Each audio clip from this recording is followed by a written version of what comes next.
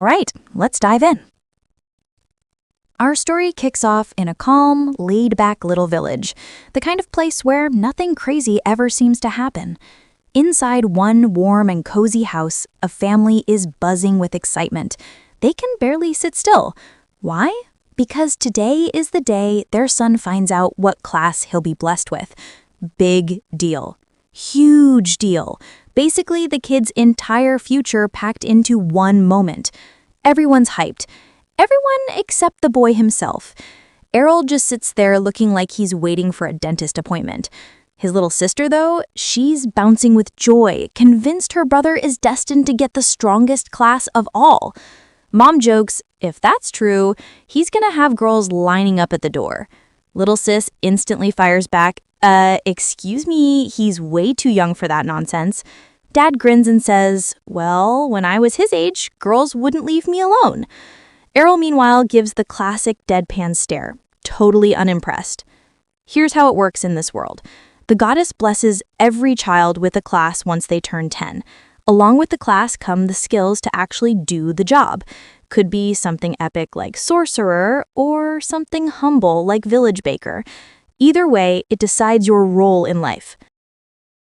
The day finally arrives. The temple is packed. The priest steps forward in front of the goddess statue, staff in hand, ready to roll. First child walks up, the staff glows, heat flares, and the scent of iron fills the air. The priest smiles. This one's a blacksmith. One by one, the kids step forward to find their destiny. Errol's sister is practically bragging to herself now. With our bloodline, there's no way he doesn't get something insane. And she's not wrong. Mom is the legendary sword princess Farah. Dad is the mighty Arch Mage Leon. These two are a power couple straight out of legend. So when Errol's name is called, you could hear a pin drop. He steps forward, closes his eyes, and waits for the blessing. And nothing. Total silence. Priest frowns, tries again, still nothing. The audience starts murmuring.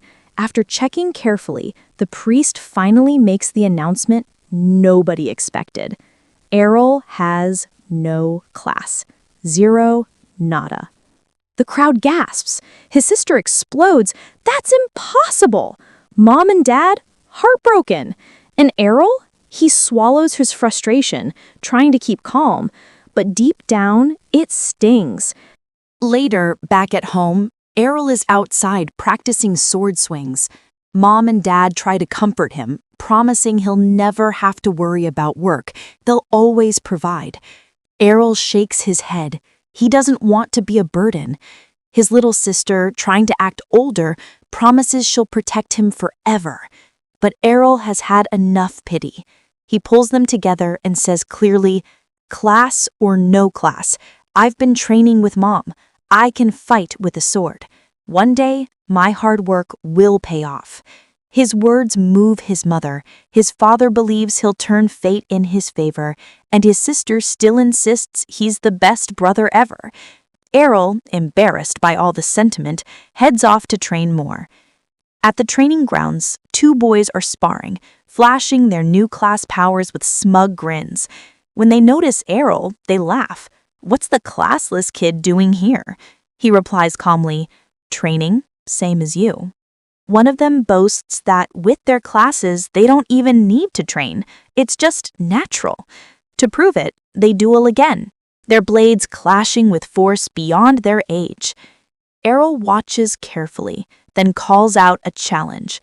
The cocky boy bursts into laughter, but Errol holds firm. It'll be a fair fight. The boy demands to know if Errol at least has divine protection, and Errol nods. Everyone is born with that blessing. Satisfied, the fight begins. The cocky kid charges early. Errol blocks smoothly, twisting his blade to break the guard. Suddenly, Errol's in control. Desperate, the boy drags in his partner. Errol dodges their sloppy teamwork with ease, thinking, wow, these two really never learned cooperation. With quick moves, he knocks the skinny one out with a strike to the chin, then slams the cocky one down using the flat of his sword. Total victory. Humiliated, the boys whined that he cheated, But before the rematch can happen, another figure steps in. A redhead, older, sharper, and clearly dangerous. He tells the losers to cut it out. Real enemies don't care about excuses. They immediately quiet down. The redhead sizes up Errol. Son of the Sword Princess, huh? Makes sense. Only her kid could fight like that. Then he challenges Errol himself. Turns out this redhead is the son of Captain Evans, the guard commander and a master of the sword.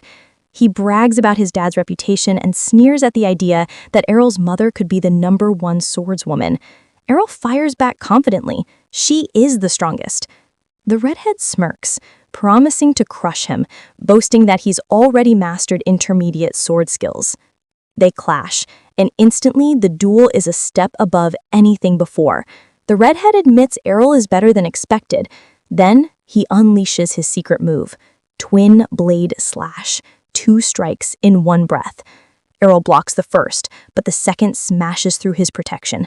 The redhead laughs. See, a classless kid can't keep up. Days later, Errol's rudely woken by his sister acting as his alarm clock. Half asleep, he headbutts her by accident. Sweet, accidental revenge. At breakfast, she begs him not to push himself so hard, promising to one day create a world where he can live peacefully. Errol chuckles warmly, then heads out. By now, his training has paid off. He's mastered Twin Blade Slash. Out in the forest, a goblin ambushes him. He cuts it down easily using the move. But then, a terrifying roar echoes. A hobgoblin, a monster never seen in these lands. Errol rushes toward the danger and finds the redhead wounded but surrounded by dead goblins. He fought bravely, but he's on his last legs. Errol sizes up the hobgoblin, steadies his stance, and at the perfect moment, unleashes Twin Blade Slash. The beast falls. He notices the redhead's holy water shattered on the ground and hands him his own flask without hesitation. The redhead heals up quickly but demands, "How did you learn that technique?"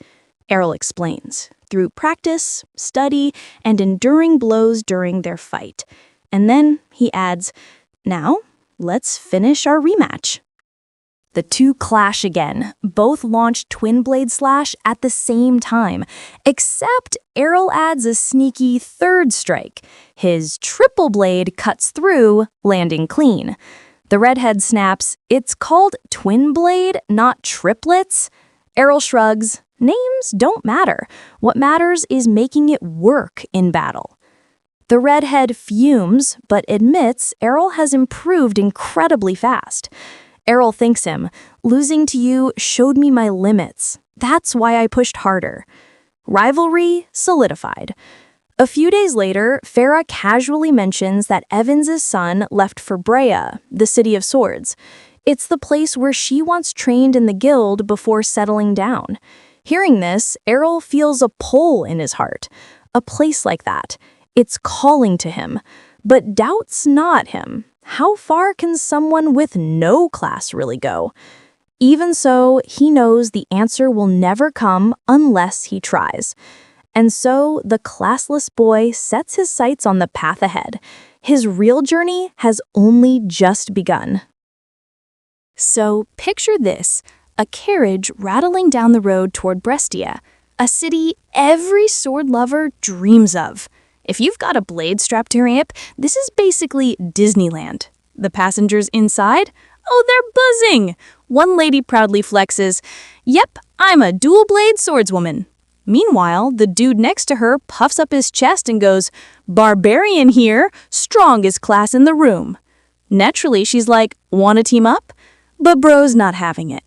"Nah, I can't take anyone seriously who goes into battle wearing that." She shrugs, dead serious. "It's called agility. Hard to dodge fireballs when you're wrapped up like a winter coat." Boom. Argument level 99.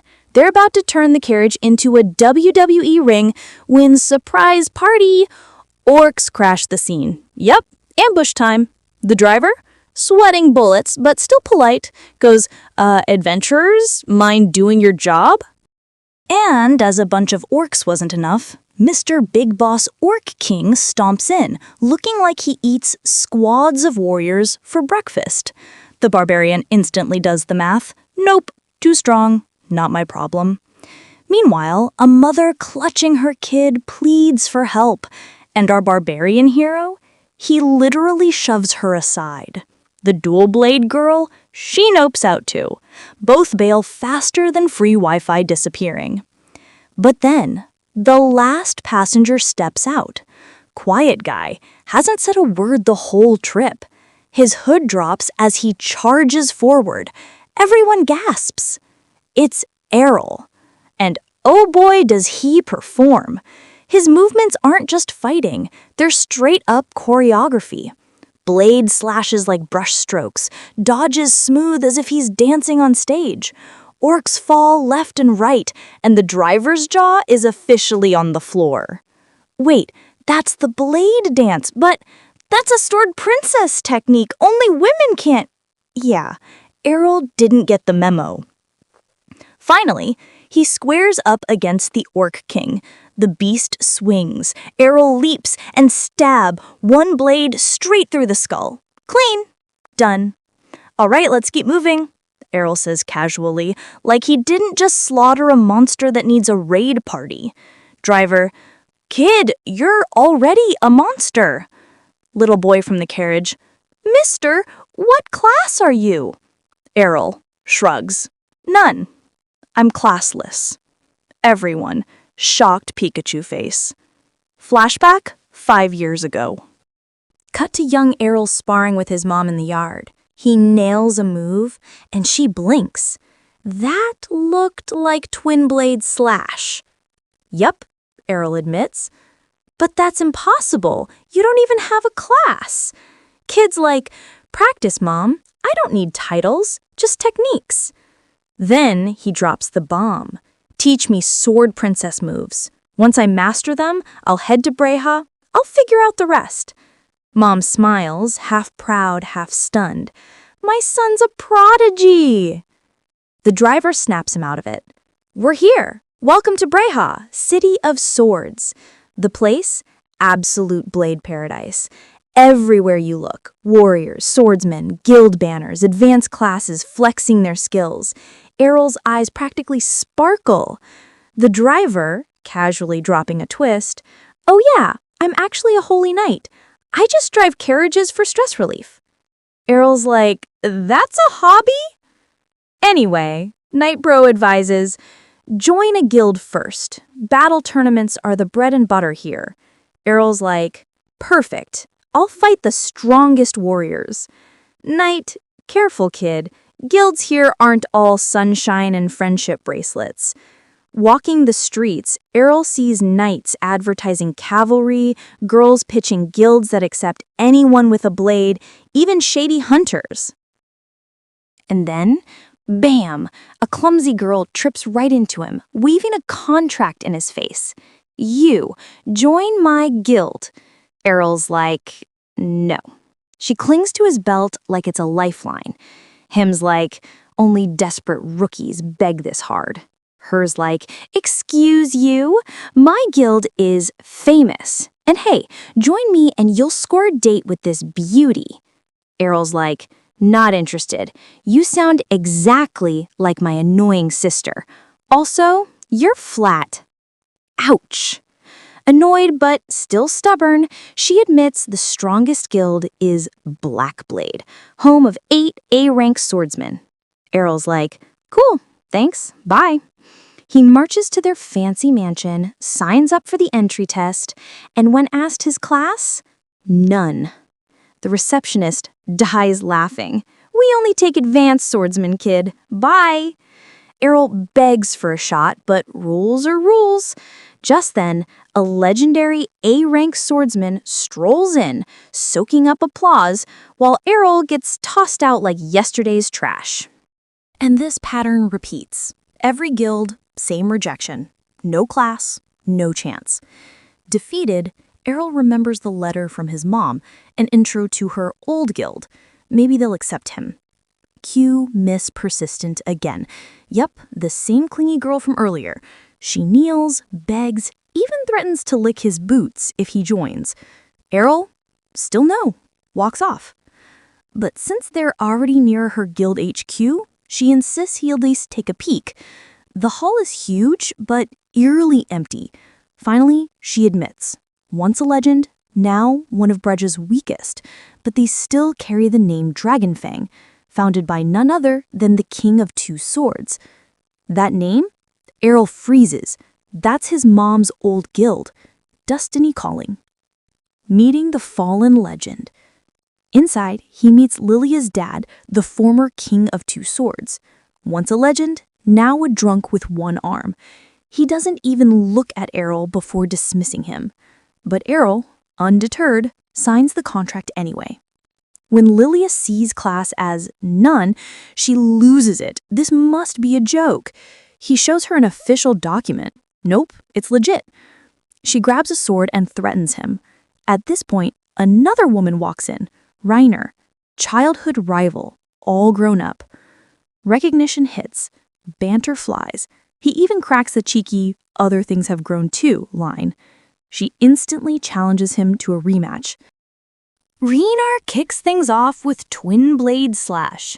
Errol counters with the same move, but her upgraded strength overpowers him. Turns out she's now an advanced swordswoman. She slams down a massive sword 5 times heavier than normal and blitzes him with brutal combos. Errol barely keeps up, but then illusion trick. He slips behind her using the shadow technique, a move even advanced fighters struggle with. Slash. Hit landed.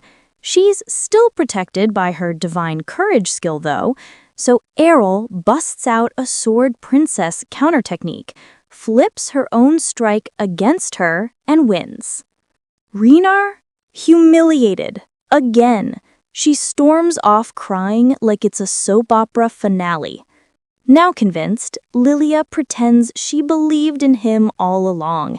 Errol joins the guild, learns they're drowning in debt, but also that a battle tournament is around the corner.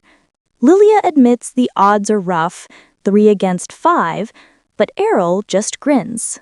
Perfect. More opponents to practice on. That's why I came here. In the shadows, her father listens quietly. For the first time in years, the fallen King of Two Swords might be feeling a spark again. To be continued.